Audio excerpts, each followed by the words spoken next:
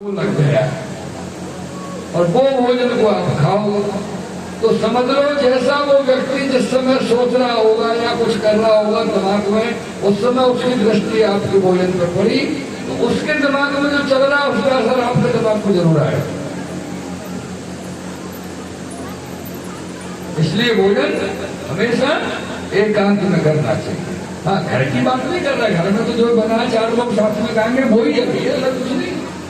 लेकिन अगर आप कहीं विशेष स्थान पर हैं तो वह ध्यान रखिए कि भोजन, घर में भी आप लोग भोजन कर रहे हैं, बाहर से कोई मिलने आया तो उसको अंदर मत बोला, बोले आप 10 मिनट बैठो घर भी आ गए। अरे अपने थाली पर क्यों बोला होगा? भोजन कराना है, अपन करके फ्री हो जाए, वो बैठा वहां भोजन करा, कोई चिंता नहीं। भोजन करते हुए थाली पर किसी को सामने मत बुलाओ, मत दृष्टि मत डालो। भोजन एकांत में होना चाहिए। हाँ, हमारे भोजन शुरू करने से पहले आ गया तो साथ में बैठा दो, बीच में भोजन में नहीं, बीच में तो उसकी दृष्टि पड़ेगी हमारी थाली पर। अरे भले हम उसको कोई खिलाएंगे तब भी कोई फायदा होने वाला नहीं। दोस्तों तो लगना था वो रख चुका। तो खीर का पात्र रानी को दिया, रानी उसको अपने कक्ष में ले गई एकांत में। और भैया दूसरे की दृष्टि से तो बचा लो, जो भी बात हुई अपनी दृष्टि से कैसे बचाओ। इसलिए कभी भी भोजन करें एक बात का विशेष ध्यान रखें। देखो, भोजन का मतलब ये नहीं है कि 36 व्यंजन हो। भोजन का मतलब है अगर हमारी थाली में रोटी चटनी है तो वो ठाकुर जी की कृपा से। ये ध्यान रखिए, जब भी भोजन शुरू करें तो भोजन शुरू करने से पहले भगवान को धन्यवाद प्रदान करो कि जय हो प्रभु, आपकी कृपा से ये भोजन मुझे प्राप्त होगा।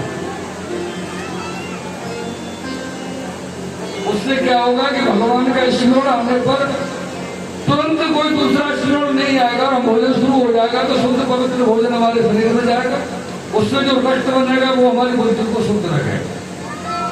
लेकिन यह क्या हुआ, या तो जैसे ही इसने खीर को खाना शुरू किया, रानी महाराज ने अरुण खीर,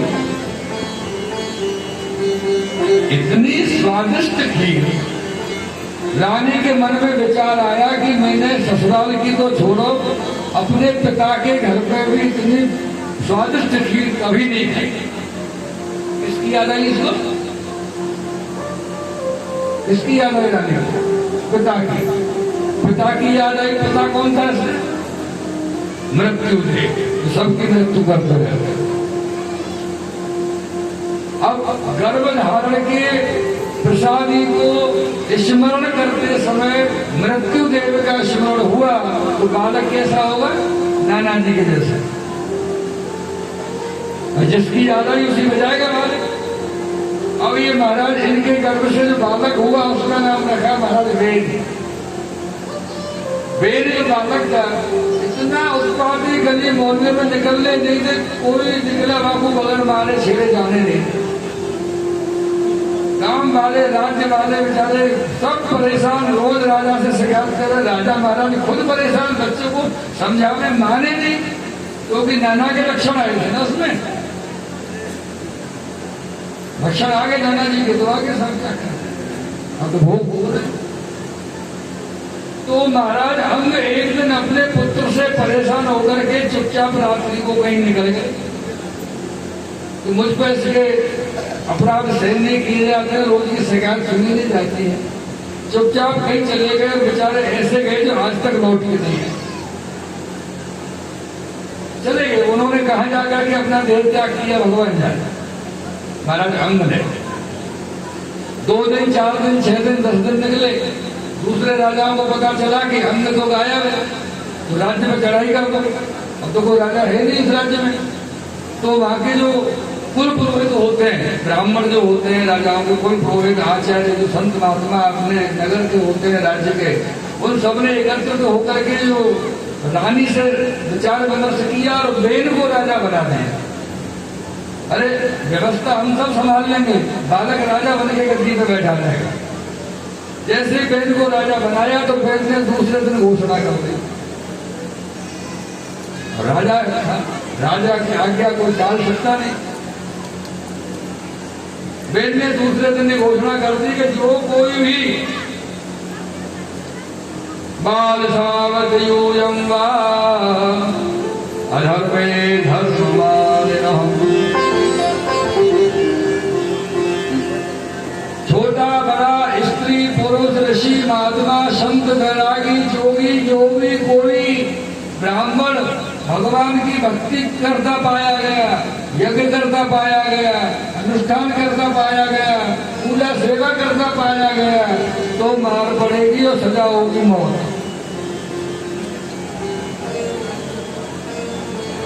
और जैसे घोषणा हुई तो जिन लोगों ने ऋषि मुनियों ने तिलक किया था वो सभा में आए, बोले महाराज अपने घोषणा को वापस ले लो। बोले नहीं लूंगा। क्यों? बोले सभी देवता सभी भगवान जितने दुनिया में होते हैं वो सब राजा के अंदर होते हैं। मेरी पूजा करो, मेरी सेवा करो, मैं सब भगवान हूँ, मैं सब देवता हूँ। ऋषि मुनि बोले महाराज ठीक है आप सब होते हैं लेकिन आप भगवान देवता नहीं है, उनका स्थान आपको पूजा जाता है, आप राजा हैं और छोटे ज्यादा जोश में आदेश मत दो, वापस दे दो। बोले नहीं लूंगा। और खबरदार किसी ने अनुष्ठान या की पूजा किया तो ऋषि मुनि बोले 2 दिन का समय देते, समझ लो, सोच लो और आप वापस ले लेना। बोले ठीक है जाओ। ऋषि मुनि अपने आश्रम को चले गए। 2-3 दिन 4 दिन पीछे फिराए। बोले क्या हुआ? बोले नहीं लूंगा क्या वापस। अच्छा, और ऋषियों का तो क्रोध है, संतोष था, समझा दिया बहुत, नहीं माना तो क्या किया, कमंडलों में से जल लिया और मंत्र किया और बेन के ऊपर छिड़क दिया। बेन के ऊपर जैसे जल छिड़का, बेन सिंहासन पर राधे राधे, बेन भी खत्म हो गई। अब बेन की माँ इतनी ममता में थी, पुत्र बहुत था कि वो उनका संस्कार नहीं कर देते। मेरे बेटे को मेरे सामने रखो। अरे मृतक शरीर को कब तक सामने रखेंगे, ये संस्कार तो करना पड़ेगा। लेकिन माने नहीं। कई दिन निकल गए। फिर कुछ लोगों ने सोचा कि वो जो राजा बेन बना था वो भी मर गया, तो हम चढ़ाई कर सकते हैं। तो ऋषि मुनियों ने क्या किया, जो बेन का शरीर पड़ा हुआ था, शव पार्थिव शरीर जो था बेन महाराज का, उसको आकर के ऋषियों ने मंथन किया।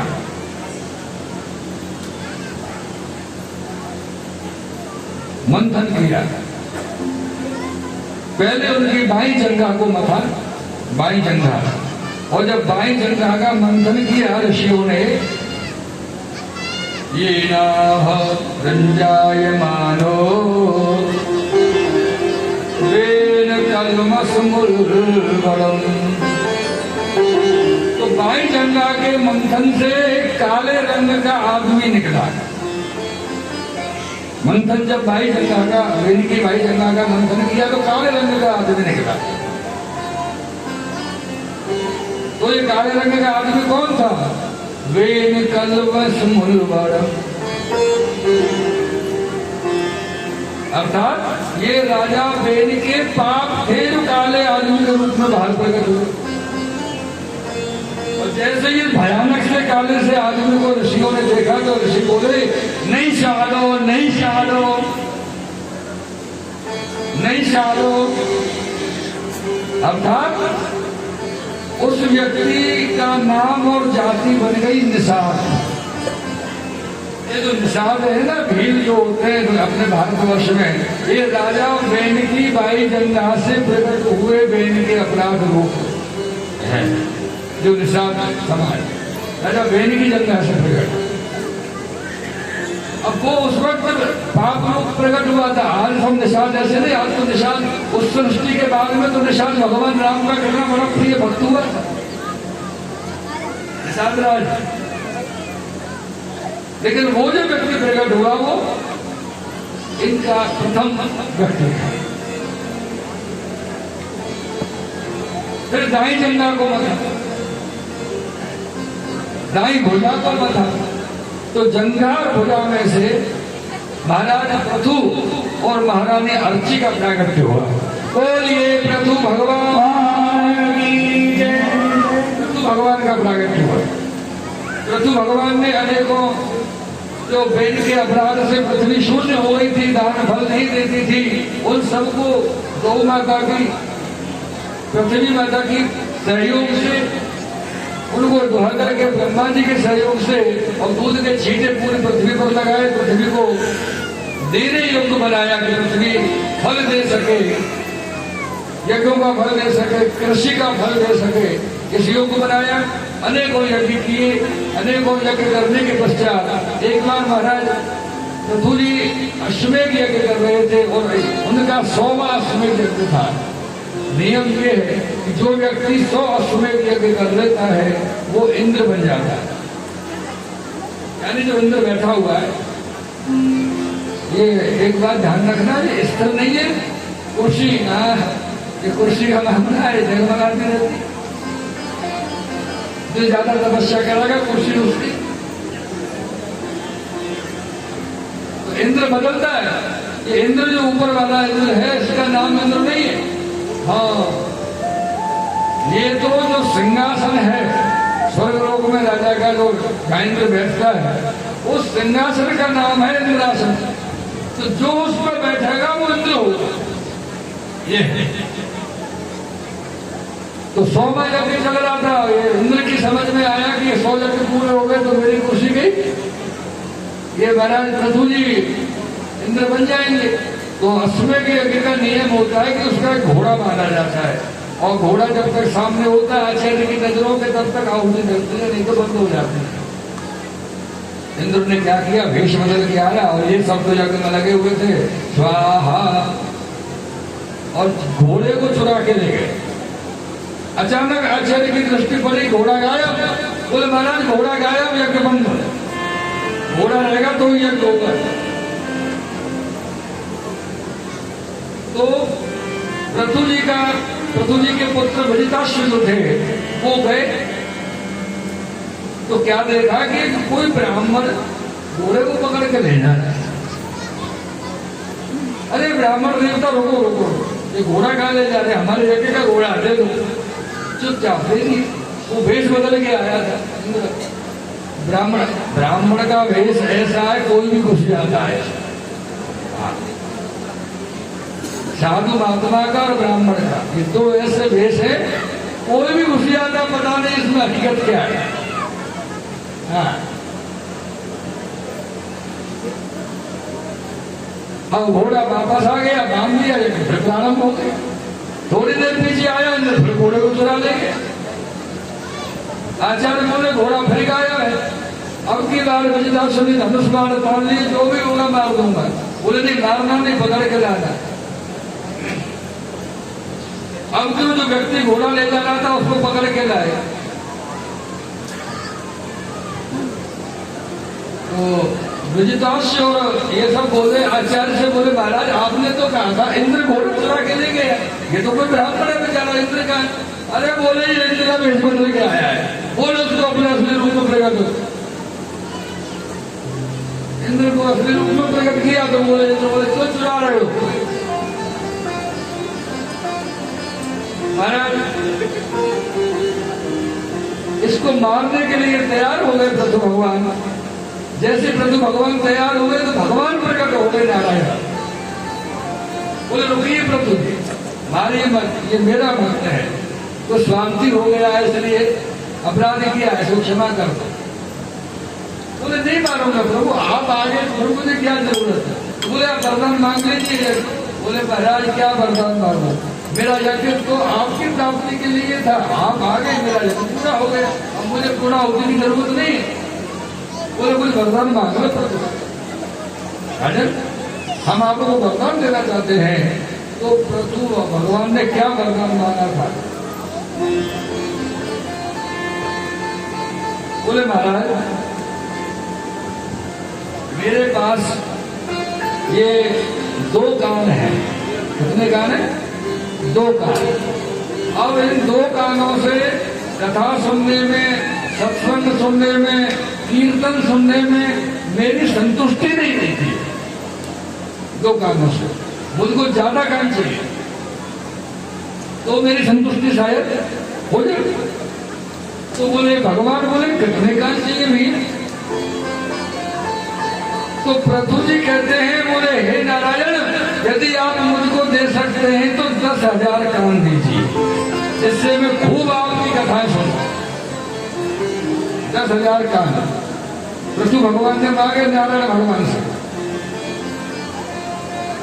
तो भगवान नारायण कहते हैं प्रभु जी मैं 10,000 कान तो नहीं दे सकता आपको, क्योंकि शरीर का एक हिस्सा होता है जहाँ कानों की प्रधानता होती है, अतिरिक्त नहीं आ सकता शरीर में। मैं दे नहीं सकता ऐसा नहीं है, लेकिन उपयुक्त नहीं है। लेकिन हे प्रभु जी मैं आपको वचन देता हूं कि इन 2 कानों से ही 10,000 कानों के बराबर सुनो। और एक वचन और देता हूं जो आपने मांगा ही नहीं। वो क्या है? बोले वो ये है कि मेरी कथा, मेरे नाम का कीर्तन होगा तो सुनोगे, संसार की बातें होगी तो बहरे हो जाओगे, सुनोगे। मेरी ही बातें सुनोगे, बस दुनिया का कुछ सुनोगे ही नहीं। इतनी अच्छी बात है। प्रभु जी महाराज को तो वो सब मिल गया जो वो सोचा भी नहीं। दुनिया से बिल्कुल मुक्त कर दिया उनको। कौन क्या बात कर रहा है किसी की सुनना नहीं, अपनी सुनाना नहीं। ऐसा आनंद रहा प्रभु जी के जीवन में। इस प्रकार से भगवान प्रभु जी का चरित्र श्री सुखदेव जी ने वर्णन किया और प्रभु भगवान प्रजा को उपदेश करके अपने धाम को गमन किया है। तदोपरांत में यहाँ पर प्राचीन वरियों के द्वारा रुद्रगीत का वर्णन किया गया है और पुरंजनी चरित्र को भी बड़े सुंदर ढंग से श्री सुखदेव जी महाराज ने श्रवण कराया। ये पुरंजनी जीवात्मा परमात्मा का प्रसंग है, क्योंकि जीवात्मा जब संसार में आता है तो परमात्मा से मुक्त हो जाता है, भूल जाता है, परमात्मा के संयुक्त में नहीं रहता, शरण में नहीं रहता है। और जब परमात्मा जीव के सन्मुख होता है तो परमात्मा कहता है कि मैं तुझे पहचान गया, तू मुझे पहचाना, बोले नहीं पहचाना, तो बोले मैं तो पहचाना। इसलिए यहाँ पर जीवात्मा और परमात्मा का, जीव और ब्रह्म का प्रसंग है। तात्पर्य की कथा यहाँ पर श्री सुखदेव जी महाराज कहते हैं। और ये कथा कहते कहते श्री सुखदेव जी महाराज प्रचेताओं का प्रसंग करते हुए चतुर्थ स्कंद को नाम दे रहे हैं मेरे प्रियजनों, और पंचम स्कंद का प्रारंभ कर रहे हैं। पंचम स्कंद के प्रारंभ में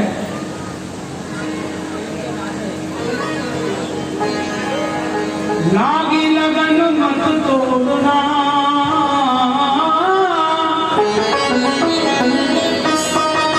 लागी लगन मत तोड़ना, हरि झूमोरी लागी लगन मत तोड़ना, हरि झूमोरी लागी लगन मत तोड़ना, लगन मत तोड़ना, लागी लगन मत तोड़ना,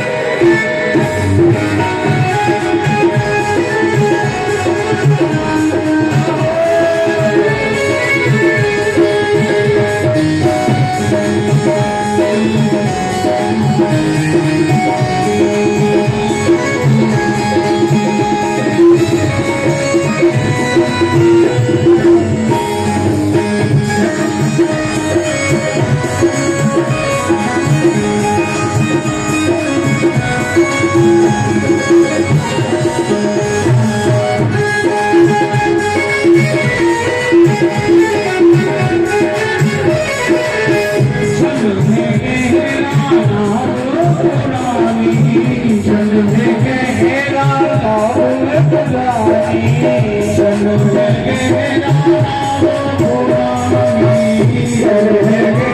राजा वो पुरानी और बीच खबर मत छोड़ना बीच खबर मत छोड़ना बीच खबर मत छोड़ना बीच मुरी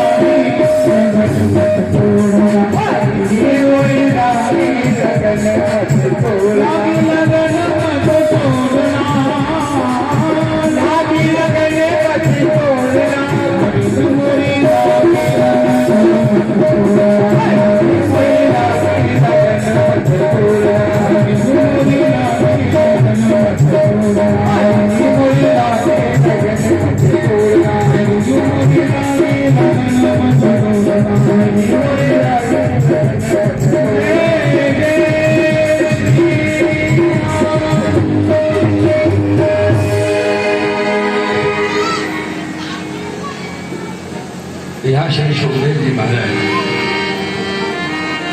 पंचम स्कंद का कथा प्रसंग का प्रारंभ करते हैं।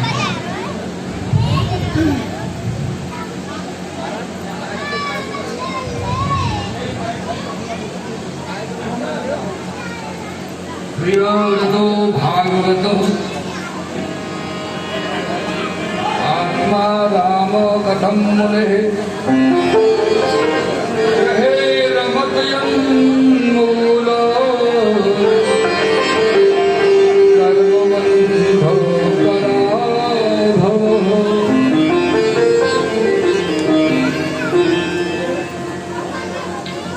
ये महाराज प्रियव्रत जी का प्रसंग प्रारंभ कर रहे हैं, क्योंकि चतुर्थ स्कंद में उत्तानपाद जी का प्रसंग था।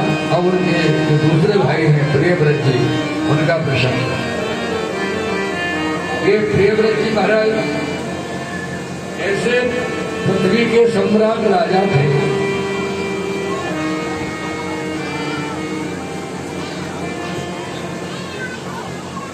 जिन्होंने अपने रथ में सवार होकर के 7 बार पृथ्वी की परिक्रमा की, पूरी पृथ्वी की। तो इनके जो रथ के पहिए थे, और पहिए जब चलते हैं मिट्टी में तो लकीर बनती है ना,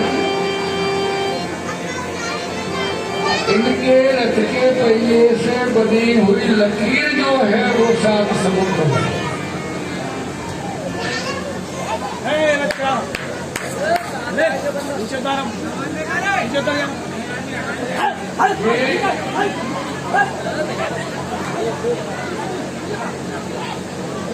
इतने विराट स्वरूप थे अपने आप में महाराज प्रियव्रत।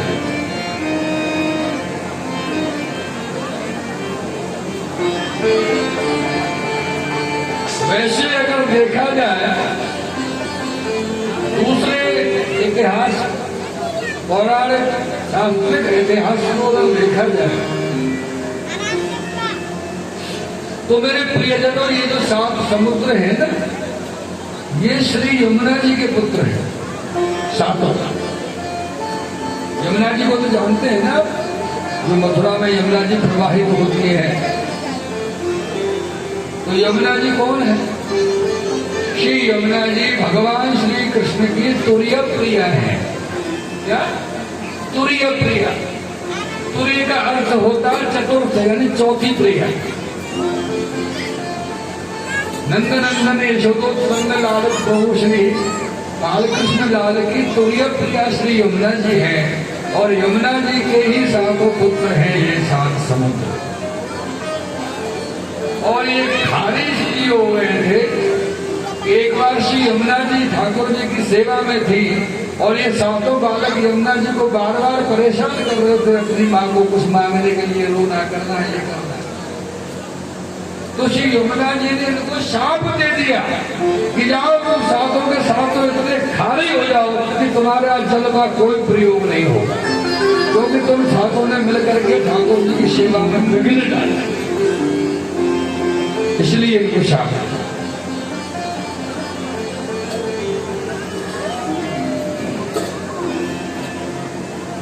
ये श्री प्रियव्रत जी महाराज का राज्यक्रम चला। इनके वंश में हुए महाराज आगनेन्द्र, आगनेन्द्र जी के हुए महाराज नाभि, और नाभि जी के हुए महाराज भगवान ऋषभदेव जी। बोलिए ऋषभदेव भगवान की। और ऋषभदेव जी के वंश में हुए महाराज भरत जी।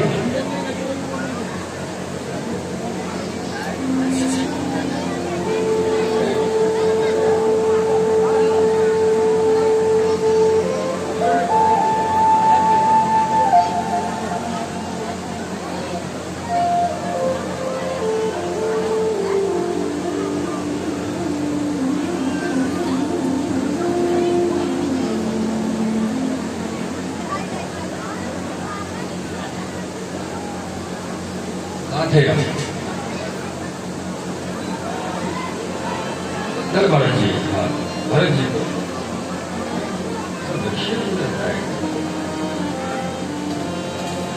भरत जी हुए, और भरत जी ने राज्यक्रम संभाला। चतुर्थ अवस्था में अपने पुत्रों को राज्य देकर के भरत जी गंडकी नदी के तट पर जाकर के तपस्या करने लगे हैं। और उनकी तपस्या का जो क्रम है, क्योंकि आप सब जानते हैं ना, घर में जो सालग्राम जो होते हैं सेवा में, सालग्राम भगवान होते हैं, सबके घर में लगभग होते ही होंगे। ये साल जैसे नर्मदा नदी है, तो नर्मदा के जितने कंकर हैं वो सब शंकर है, ये कहा जाता है नर्मदा के कंकर और सब ही शंकर। इसी प्रकार गंडकी नदी के सब ही कंकर सालग्राम जी। असली सालग्राम जो है वो गंडकी नदी से ही निकला हुआ है, ऐसा। और आज की तारीख में ये गंडकी नदी नेपाल में बहती है। पहले भारतवर्ष में हुआ करती थी लाखों हजारों वर्ष पहले, लेकिन वर्तमान में ये नेपाल में है, गंडकी नदी।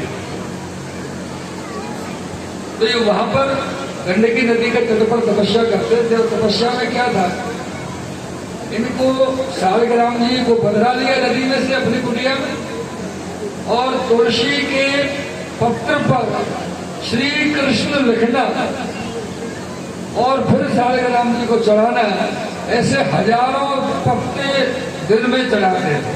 ये इनकी तपस्या थी। बाकी समय में अपने भोजन वगैरह कुछ व्यवस्था की और अपने आराम। एक दिन ये ऐसे ही जब तुलसी दल की सेवा, सालग्राम जी की सेवा कर रहे थे, तो क्या हुआ, अचानक से आश्रम के बाहर नदी थी, नदी के घाट पे, तट पे, किनारे पे कोई हिरनी, गर्भवती हिरनी, जिसको बालक होने वाला था अभी बच्चा, ऐसी गर्भवती हिरनी जल पी रही थी। अब हिरनी का तो जल पीना हुआ, उधर से दूर से सिंह का दहाड़ मारना हुआ। हिरनी बेचारी घबराए। अब प्राण तो सबको प्यारे होते हैं सर। हिरनी ने क्या किया, सिंह की दहाड़ को सुन करके एकदम से जोर लगा करके छलांग लगाई नदी को पार करने के लिए।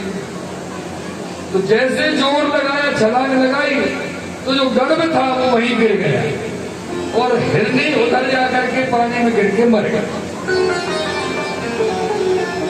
ये दृश्य भरत जी महाराज ने देखा। अब उनके मन में एक भाव आया कि अरे जीव है, ये जीव बेचारा मर जाएगा, इसका तो कोई दोष नहीं है। और अगर मैं पूजा सेवा छोड़ देता हूं और इसको बचा लेता हूं, तो मुझको पूरी पूजा दोबारा से शुरू करनी पड़ेगी। बीच में जहां से छोड़ूंगा वहां से शुरू नहीं करनी है, प्रारंभ से शुरू करनी पड़ेगी, मुझे बहुत समय लग जाएगा।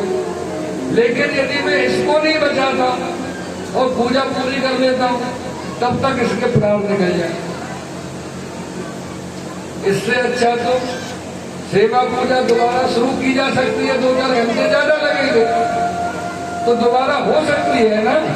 लेकिन यदि जीव के प्राण निकल गए तो वापस नहीं लाए जा सकते। इसलिए उन्होंने क्या किया, सेवा को, पूजा को छोड़ दिया और हिरनी के जो बालक था, बच्चा था, उसको उठा करके और अपने कपड़े वगैरह में लपेट के ठंड से बचा के कुटिया में बिठा दिया। अब जब कोई बालक अपने पास आ जाता है, बड़ा प्यारा होता है। धीरे धीरे भरत जी का क्या हुआ कि जो हिरनी का बालक था, वो उसमें भरत पूरी दुनिया को, भरे राजपाट को छोड़ करके तो यहाँ तपस्या करने आए।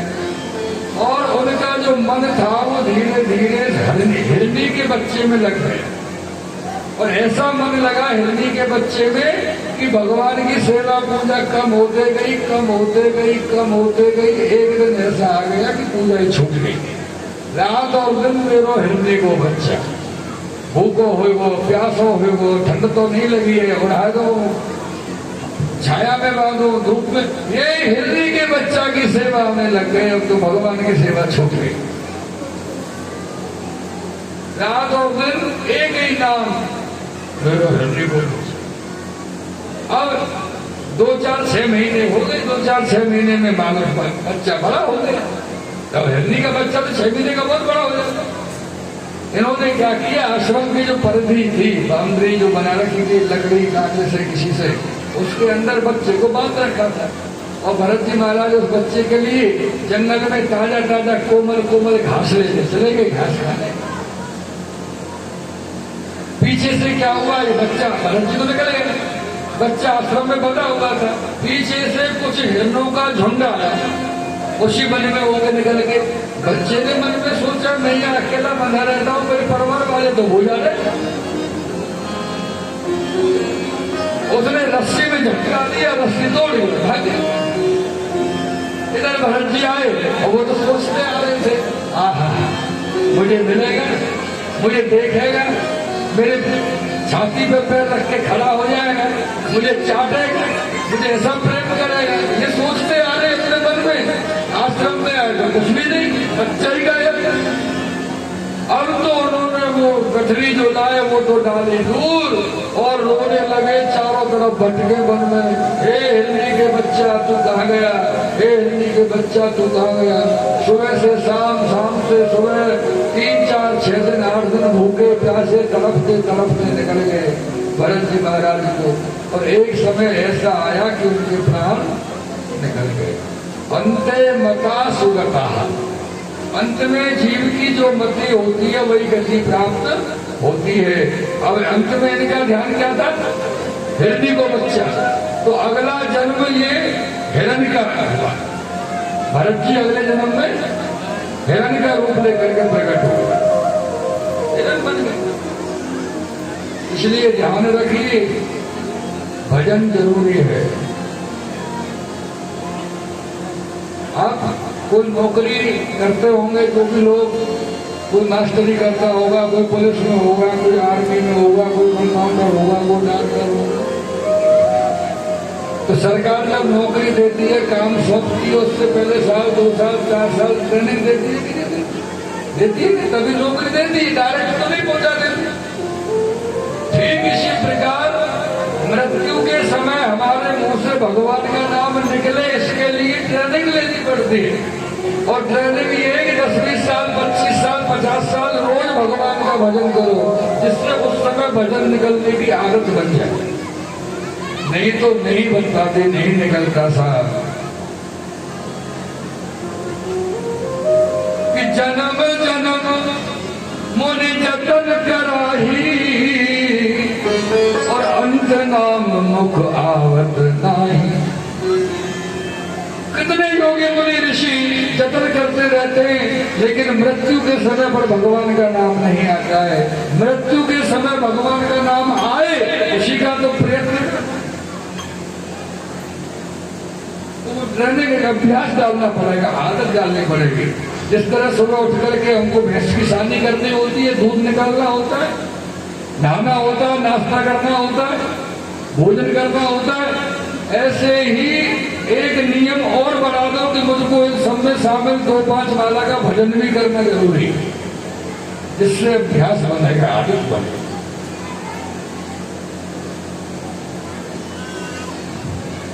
आप भोजन करते हैं, क्यों करते हैं? भूख लगती है इसलिए? कृष्ण के नहीं नहा लेंगे जय, भूख तो लगती है। बहुत बढ़िया, एक छोटी सी प्यारी सी बात बताऊं आप सबके लिए। भूख लगती है वो तो ठीक, भोजन किया जाता है शरीर को बलवान बनाने के लिए। अगर भोजन नहीं मिलेगा तो शरीर निर्बल हो जाएगा, बरोबर। और सत्संग और भजन किया जाता है आत्मा को बलवान बनाने के लिए। और जब हम भोजन तो करते हैं, शरीर तो पहलवान जैसा ताकत वाली होती है, आत्मा हमारी बेचारी मरी रहती है, तो उसको कुछ नहीं मिलता, क्योंकि आत्मा का पोषण दूध दही घी इससे नहीं होता है। आत्मा का पोषण तो भजन और सत्संग से ही होता है। उसको खुराक, उसकी ताकत तो भजन सत्संग से। और जिसकी आत्मा निर्बल होगी वो व्यक्ति जीवन में भगवत धाम के लिए कभी सफल नहीं हो सकता। उसके लिए तो अभ्यास डालना पड़ेगा। कब से? अभी से, क्योंकि कल का कोई भरोसा नहीं।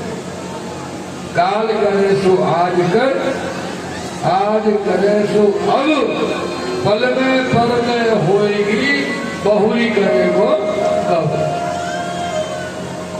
इसलिए अभी से नियम अपने मन में एक धारणा कीजिए आप लोग कि ज्यादा नहीं, अगर माला से करने में शर्म आती है, अरे बाबा जी को काम है गौमुखी में हटा रहे, तो भैया बाबा जी को काम है तो बाबा जी का पट्टो करा के लाए गौमुखी पे। गौमुखी माला तो सबके हिस्सा की है। महात्मा भजन करो, गृहस्थ भजन करो तो सही, लेकिन कम से कम एक माला को हरे कृष्णा हरे कृष्णा हरे कृष्णा जरूर करें। आज एक माला करोगे, महीना 2 महीना 6 महीना में मन होगा ना थोड़ा अच्छा लगता, एक माला और कर लेते, अपने आप उसमें रुचि जगने लगी। लेकिन अभ्यास बहुत जरूरी है। ये भरत जी महाराज जब वन में हिरण के रूप में भ्रमण कर रहे थे तो उस वन में कुछ संत महात्मा कीर्तन कर रहे थे। कीर्तन की आवाज जब इनके कानों में पड़ी तो इनको अपना पूर्व जन्म याद आ गया कि मैं तो राजा था, तपस्या करता था, एक हिरण के चक्कर में मोह में पड़ गया और मैं दुर्गति हो गई, हिरण बन के आ गया। अब इन्होंने उसी देह में भगवान से विनती की कि महाराज कृपा करो, कैसे भी देखिए अपन को मनुष्य देह मिली, इसका महत्व अपन लोग जानते नहीं और निकाल जानते हैं तो मानने को तैयार नहीं। लेकिन सर भरत जी महाराज ने हिरण के देहों में भगवान से कहा कि हे भगवान, कैसे भी करके एक बार मनुष्य बना दे। उन्होंने ये नहीं कहा था कि मुझे ब्राह्मण बना दे, कि क्षत्रिय बना दे, कि शूद्र बना दे, कि वैश्य। एक बार मुझे मनुष्य बना दे। एक बार रोया था, चक्कर पड़ गया, अब नहीं रोऊंगा किसी के लिए। और इस तरह मन में संकल्प लेकर के वन के अंदर खाना पीना भोजन पत्नी जल सब छोड़ दिया। भरत जी ने कुछ ही दिनों में प्राण निकल गए और भगवान ने उनकी विनती को सुन लिया। उनका अगला जन्म एक ब्राह्मण के घर में हुआ, ब्राह्मण बालक हुए। संयोग ये हुआ कि इनको याद सब कुछ था पिछले 3 जन्म का, तो इन्होंने बचपन से ही अपने आप को बाबरा बना के रखा, क्योंकि चतुर बन के रहेंगे तो घर वाले छोड़ेंगे, काम बताएंगे, पढ़ाएंगे, नौकरी भेजेंगे, ब्याह शादी करेंगे तो कोई लफड़ा। बाबरा बना के रखा गुरु को। छोटे और भाई हुए 3-4, वो सब बढ़िया होशियार। इनका क्या था कि मुझको तो आनंद लेना, रोना तो है। अब ये बड़े हो गए, भाई बड़े हो गए, भाइयों के विवाह हो गए। विवाह के बाद में माता पिता का उम्र बढ़ गई। एक दिन क्या हुआ, पिताजी चल बसे, हरिशरण हो गए। जब पिताजी चल बसे, हरिशरण हो गए तो भाई भरत जी तो बैठे थे,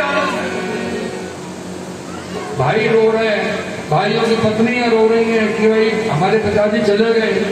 एक नियम है, अब साहब कोई को प्रेम हो गए तो भी रोगे, नहीं होगा तो भी रोगे, नहीं रोगे तो पड़ोसी नहीं बोला देंगे, रो तो ना तेरा बाप मर गो रो, यानी पहले रो, कोई को कह रहे मौको क्यों दो। भरत जी बैठे चुपचाप, बोले भैया, ओ भैया भरत, हाँ भैया, अरे पिताजी मर गए, थोड़ा रो लो, थोड़ा रो, पिताजी मर गए। भरत जी बोले भैया, एक बार हिरण के लिए रोया था, 3 जन्म का चक्कर पड़ गया। वो भरत का जन्म भी गया है, हिरण का जन्म भी गया है, तीसरा जन्म लेके आना पड़ा। नहीं, मेरी मुक्ति तो तभी हुई। अब तो पिताजी मर गए, माताजी मर जाओ, तुम सब मर जाओ, मैं नहीं रो,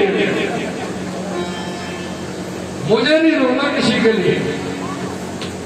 और वो तो अपने आराम से श्रीमन नारायण करते हुए निकल गए। पिताजी मर गए, हम क्यों करें भाई, इसको जाना उठ जाएगा, उठने वाला तो है नहीं।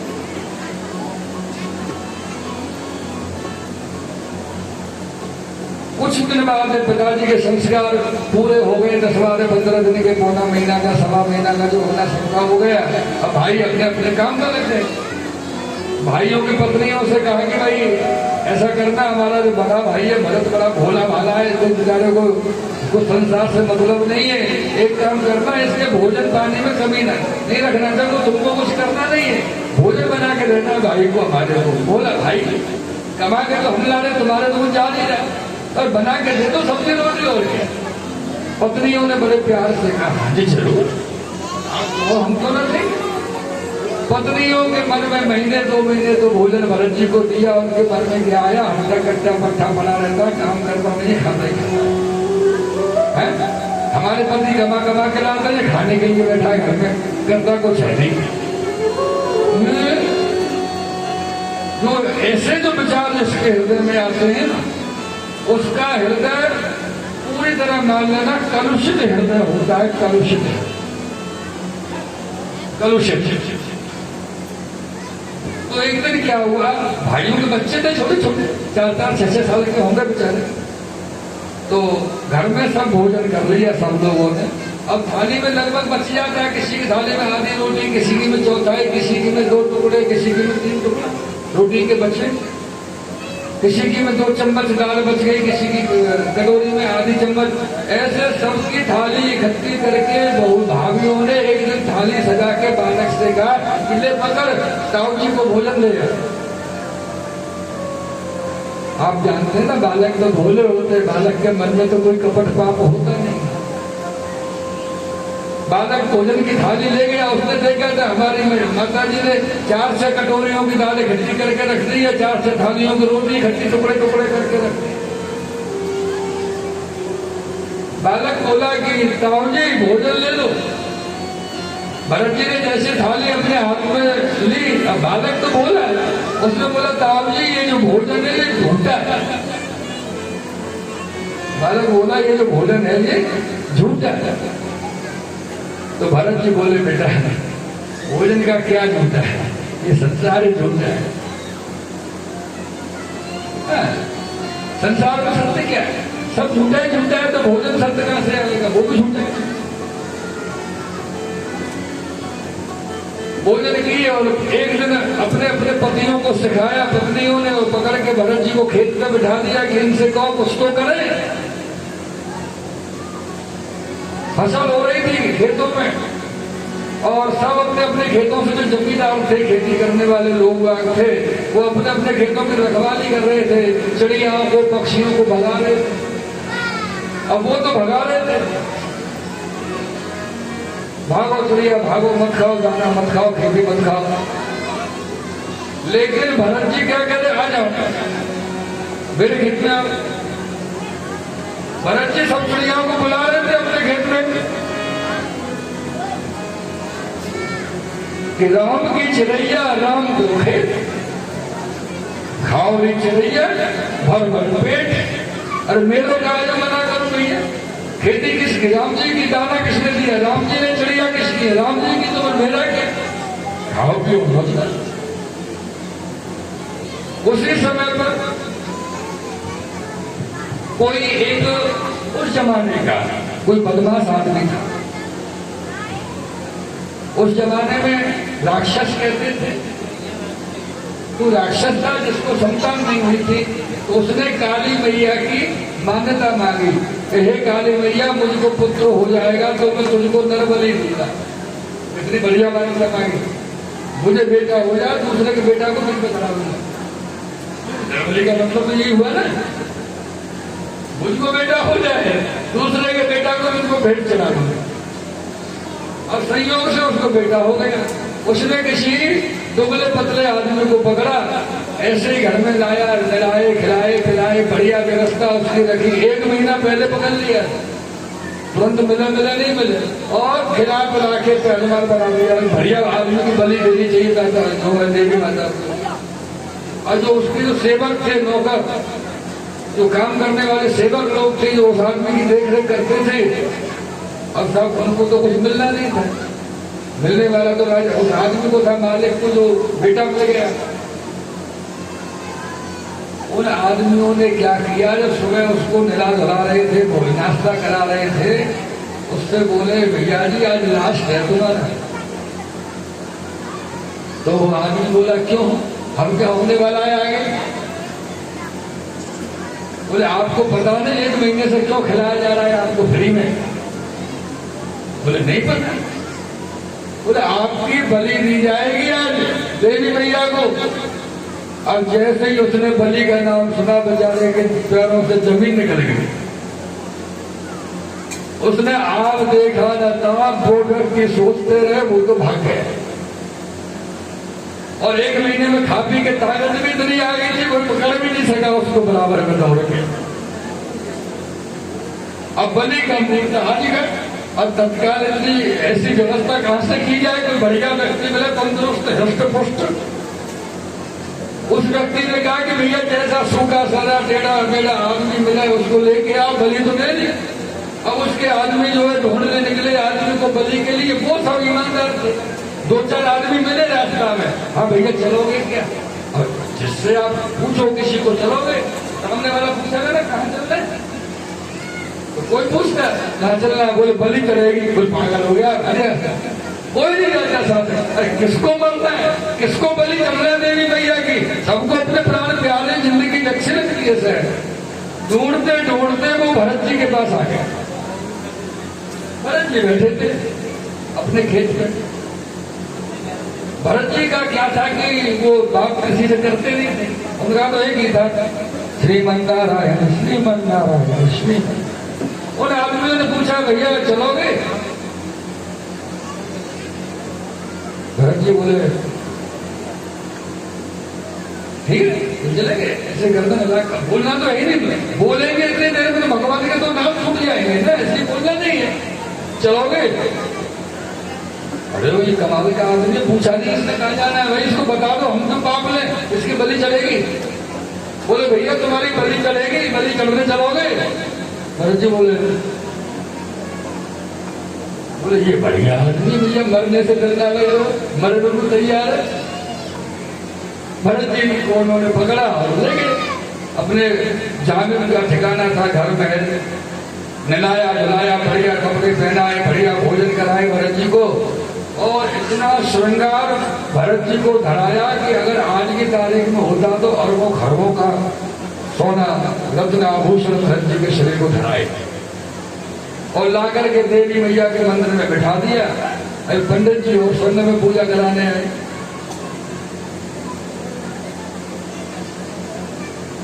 ये नहीं करा मैंने, तो देवी मैया से डर लगा, खप्पर को देख के घबरा जाए।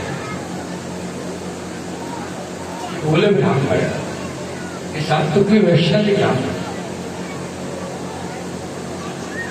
ये देवी मैया का पूजन शुरू हुआ। ओम जयंते मंगला काले भद्रकाले कपालिनी दुर्गा क्षमा शिवा धात्री स्वाहा स्वधा नमोस्तुते। देवी मैया की पूजा शुरू। इधर तो देवी मैया की पूजा शुरू हुई, ब्राह्मणों ने बोलना शुरू किया और देवी मैया चिंता में पड़ गई। देवी मैया सोचा कि ये क्या हो गया, इन्होंने किसको ला करके मेरे सामने बिठा दी, इसकी बलि लूं तो मेरी ज्यादा हुक्म है, और नहीं लूं तो इसका संकल्प पूरा नहीं होगा।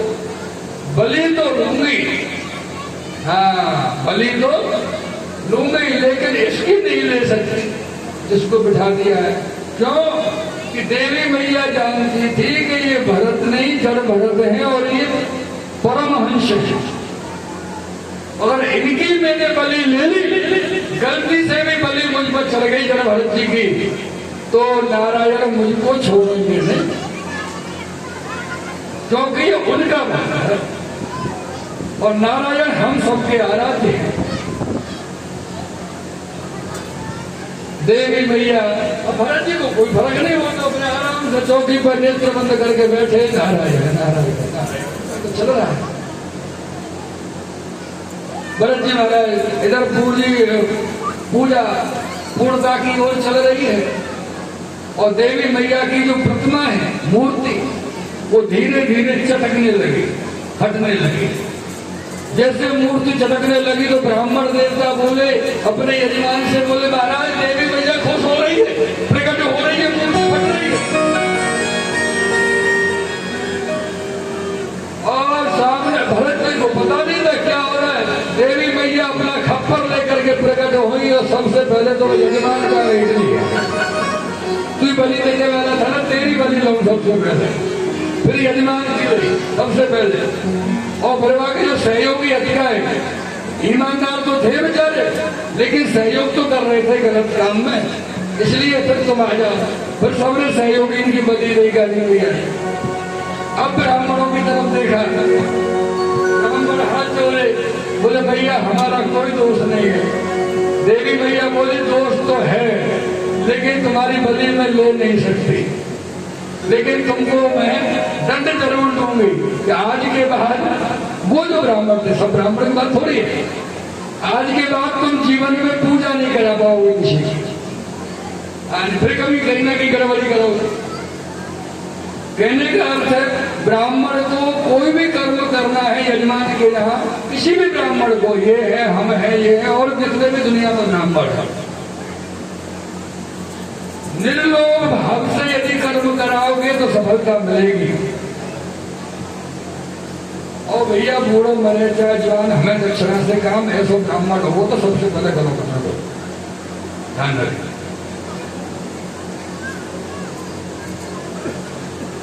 तो वो ब्राह्मण लोभ से आए थे तो अपराध में फंसे, निर्लोभ वाले होते तो आते ही नहीं गलत कार्य कराने के लिए। सबकी बलि हो गई, देवी मैया जैसे निकली प्रतिमा में से वैसे ही वापस समा गई, प्रतिमा वैसे की वैसी हो गई। भरत जी बैठे उनको बता दें कौन सी लीला कब हो गई, वो आगे नहीं बोले, उन्होंने अपने आनंद में बैठे थे मगर। उधर उनका भाई दोपहर को भोजन लेके आया, खेत में पड़ोस बोले बोले वो राक्षस के हाथ में पकड़ के लेके आए बलि देव। अब बेचारे भरत भैया, ओ मेरे भैया भरत रोते रोते मंदिर तक गए और वहां जाकर देखा कि भरत भैया के गले में तो करोड़ों के हीरे जवाहरात पड़े हैं।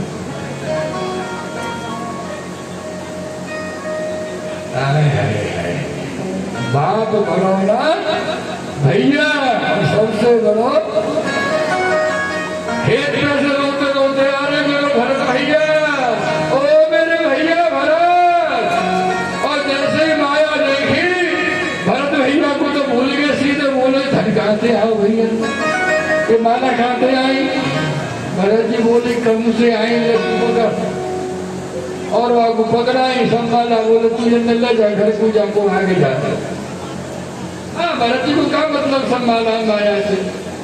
आगे चल के भरत जी आगे बढ़े तो एक रघुवर नाम का राजा था, उसको सत्संग में जाने का नियम था, लेकिन अभिमान बस जाता था। तो भरत जी ने उसको भी शिक्षा दी, उसकी पालकी में लगने के द्वारा कारण बना करके, और उसको शिक्षा दे करके भरत जी कहते हैं अहम पुरा भरतो नाम राजा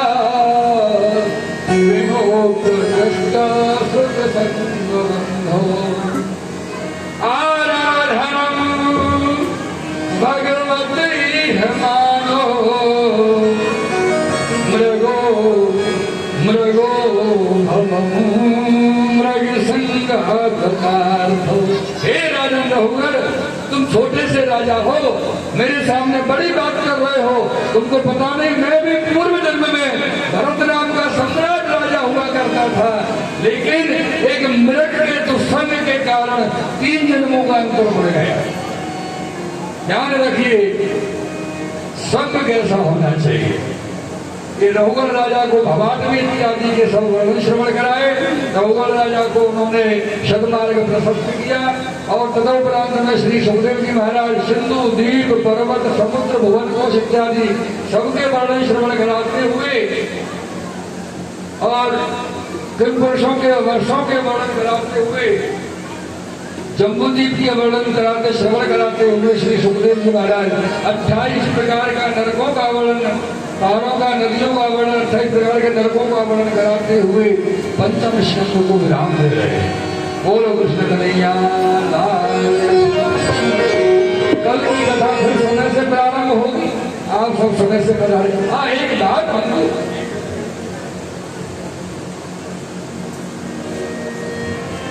एक बात आप सबको कहने निवेदन करना है। अब ये बताओ, आप तो सब भैया, ये तो चाचा ताऊ भैया, इनके तो हाथ जोड़ के नाम चढ़ा लेंगे। आप तो सब